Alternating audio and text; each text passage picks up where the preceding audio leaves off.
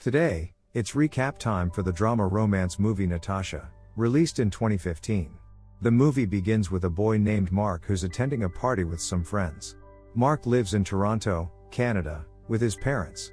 After the party ends, Mark goes to a room to get physical with a girl, but it doesn't happen. Mark quietly leaves and goes home. After coming home, Mark watches some inappropriate videos on his laptop and falls asleep. The next day, Mark's mom, Bella, wakes him up and tells him that his uncle is coming to visit. Mark's uncle, Fima, and his Russian wife, Zina, arrive at Mark's house. They are having dinner here together when Mark's eyes fall on Zina's cleavage. After dinner, Mark and his cousin Jenna talk about Fima's wife-to-be, and Jenna jokes about the fact that she was not wearing a bra. Bella reprimands Jenna and tells them that Fima is lucky to find someone at his age. She proceeds to say that Zina is soon going to Russia to pick up her 14-year-old daughter. It turns out she has a kid from a previous marriage.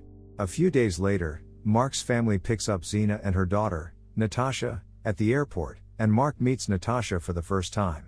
The next day, his father, Roman, asks him how his job search is going. Since he's 16, his family expects him to get a job and help at home. To Mark's disappointment, Roman mentions that one of his friends will get Mark a job as a telemarketing operator. Shortly after, Mark goes to his friend Rufus' house, where they split some herbs they are supposed to deliver. The big day comes, and Mark's uncle gets married to Zina in front of the whole family. Mark notices that Natasha doesn't look very happy to see her mother getting married. After the wedding, everyone goes to Mark's house and celebrates the couple. Meyer, Fima's older brother, delivers a speech and talks about the importance of family. All of a sudden, Jenna's cell phone rings and she leaves, despite being reprimanded by her mother. To Mark's surprise, his mother asks him to show Natasha around. He then shows her the kitchen and eventually takes her to his room. Natasha asks him what he does there most of the time, so Mark replies that he mostly watches TV and reads. All of a sudden, the 14-year-old girl asks him if he's ever brought a girl to that room. Mark gets surprised, saying she's only 14, and does not answer her question. Natasha proceeds to brag about her experience, saying she's fornicated more than 100 times. She also mentions that she'll do it with Mark if he wants to. However, he says they are cousins, so it wouldn't be right. When the conversation takes a turn to Natasha's mom, it becomes clear that Natasha has a problem with her, saying she'll ruin his uncle's life. The next day, Mark goes to the telemarketing company and works for a full day, as he promised his family. Later on, his mom goes to his room and asks how the first day went. After he says he hates it and won't be working there, his mom assigns him to look after Natasha as a sort of new job. Since Fima and Zina's marriage isn't going well, the couple needs some time alone to work things out. Also, since Natasha doesn't have any friends in the city, it'll be nice to have someone show her around. The next day, Mark goes to Natasha's house, where her mom talks to Mark about Natasha. After Zina knocks on her room's door and tells her to get ready, Natasha simply storms out and leaves the apartment. Mark goes after Natasha, and when he asks her what happened, Natasha tells him that she does not like her mother at all. She claims Zina is manipulative and always has things her way. Soon after, Mark takes Natasha to his friend Rufus's house. Natasha enjoys meeting Rufus and eats some of his food. When she asks Mark about him, Mark tells her that Rufus lives there alone because his parents are divorced and his mom is always traveling. Later, Mark and Natasha go to a fast food restaurant and eat together. As he drops Natasha home, she asks him not to come to her place the next day since she'll go to his house. The next day, while Mark reads in his room, Natasha pops up by the window. After chatting for a while, they decide to go out for a bike ride. Mark meets some of his friends on the way and gets money from them. Seeing that, Natasha learns that Mark deals herbs. When they get to his place, she asks him to try some. So the next day, Mark sets everything up and allows her to smoke for a while. Shortly after, Natasha asks for his laptop to let her friends know she just smoked. However, as soon as she opens the laptop, she sees inappropriate videos playing on it. It turns out Mark had previously watched these videos but forgot to close them. Natasha seems to find the situation amusing, so she proceeds to open her internet profile and starts showing him some private photos of her. Mark is completely speechless as he stares at the photos. Natasha soon asks if he'd like to do it, and before Mark can even say anything, Natasha begins losing her clothes. The cousins then get physical for the first time. After getting physical, both of them start liking each other and spending more time together. They engage in physical activities several times a day. A few weeks later, Fima and Xena go on a trip for the weekend, which means Natasha has to stay at Mark's house. Late at night, Natasha goes to Mark's room, and they head outside to chat.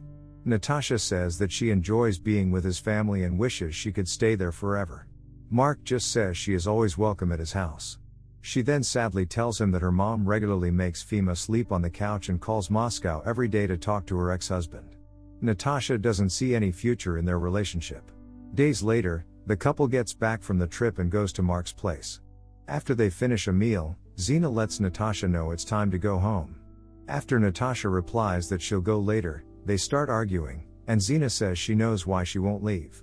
She claims to know all the things she does with her cousin.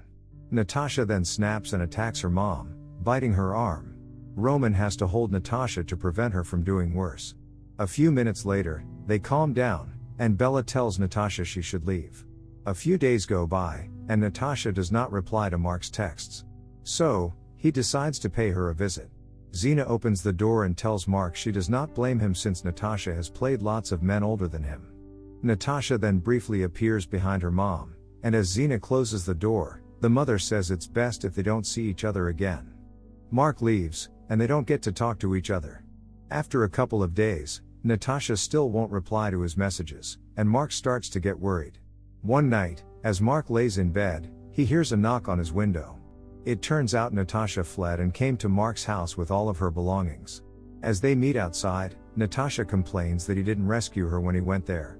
She informs him that she wants to go to Florida and asks if he wants to tag along. Mark doesn't know what to do and asks her to come inside.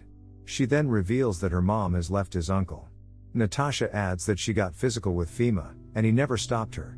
They got caught by Xena, and she ended the marriage. It was the only way Natasha saw to break them up and stop their toxic relationship. Mark remains quiet and simply takes her stuff inside.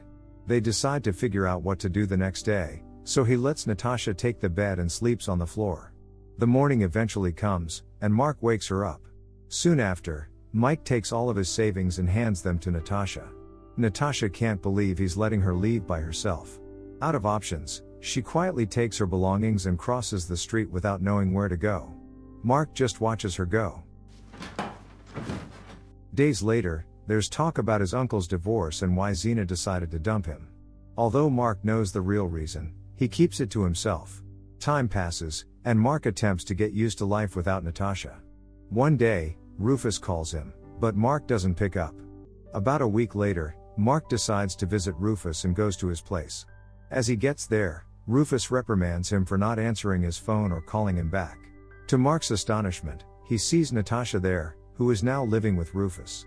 His friend lets him know he tried calling and adds he had no alternative. After all, she's only 14 and had nowhere to go. Natasha looks at Mark and does not say anything. Mark gets very angry and feels betrayed by both of them. He then takes his bicycle and leaves, as Natasha just stares at him. After getting home, Mark thinks of Natasha, realizing he missed his chance. The movie ends as he looks through the very same window she used to knock on. Thanks for watching. If you like our content, please like the video and don't forget to subscribe.